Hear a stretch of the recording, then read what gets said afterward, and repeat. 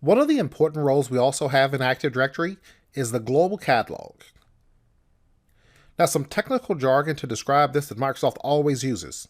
They will always say the global catalog hosts a partial attribute set for other domains in the forest and supports queries for objects throughout the forest. What that actually means, I have a domain. I'm just going to call this domain A and domain B. These two domain controllers here, I'm just going to call them domain controller 1 and 2. The objects created on these domain controllers are for domain A. So if you went here and created a user named Bob, Bob only replicates between domain controllers 1 and 2 because they are in the same domain. So really this database file, which is named ntds.dit, it's the same file, just a replica of it on each of these, and it replicates changes. That is it. Well, if you go to domain controller B, this will have, I'm just going to call them domain controllers 3 and 4, but they are completely separate. Objects created here, so if I created a user Sally, Sally would only replicate between these two domain controllers. Objects here live in the database and get replicated here. That's it. So completely separate ntds.dit file shows a completely separate set of objects. These two domains are simply connected to each other through what we call a trust relationship, but each one has its own set of objects. So whenever you see multiple domains in a forest like this, always think of it as separate databases. There's really one database per domain, and that database is replicated to all domain controllers in that domain. That poses a challenge. Well, let's say I have a user in domain B. We'll say Joe. Joe has his computer. Joe wants to search for someone's email address, say Bob's email address.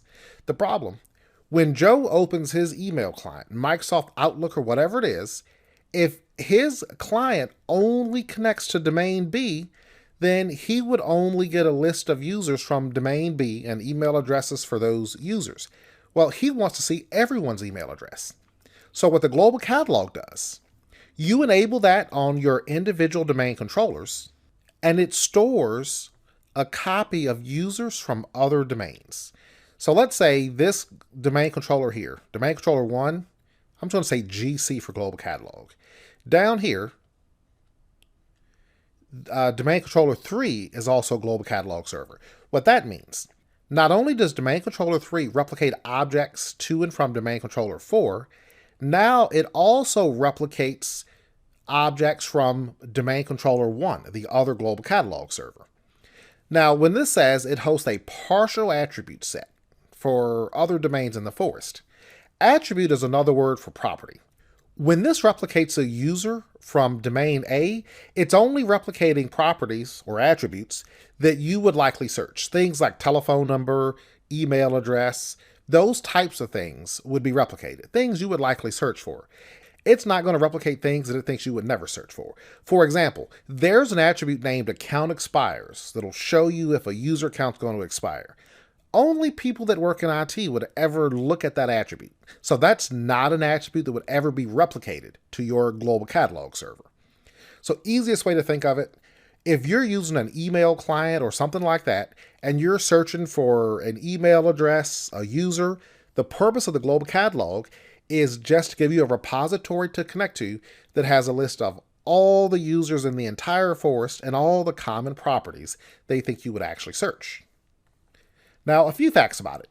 In a single domain, it's recommended you configure all the domain controllers to hold a copy of the global catalog. Now, the reason for that, something like Outlook,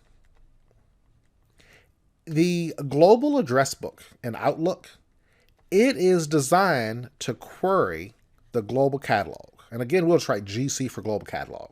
So that's embedded in the application. It actually queries your DNS server saying, can you tell me where this global catalog is? That's all automated. So we don't have any interaction with that. It's just how it actually works. Well, if you are in a single domain, if you make all your domain controllers global catalog servers, it can query any of those global catalog servers, and it will be able to pull this email address list. With that said, if you have multiple domains in your forest, you can also make every domain controller a global catalog. We'll see when we install Active Directory, all domain controllers do default to be global catalog servers. If you are in an environment where you have multiple sites, as in like physical locations, you should make at least one domain controller in each site a global catalog server.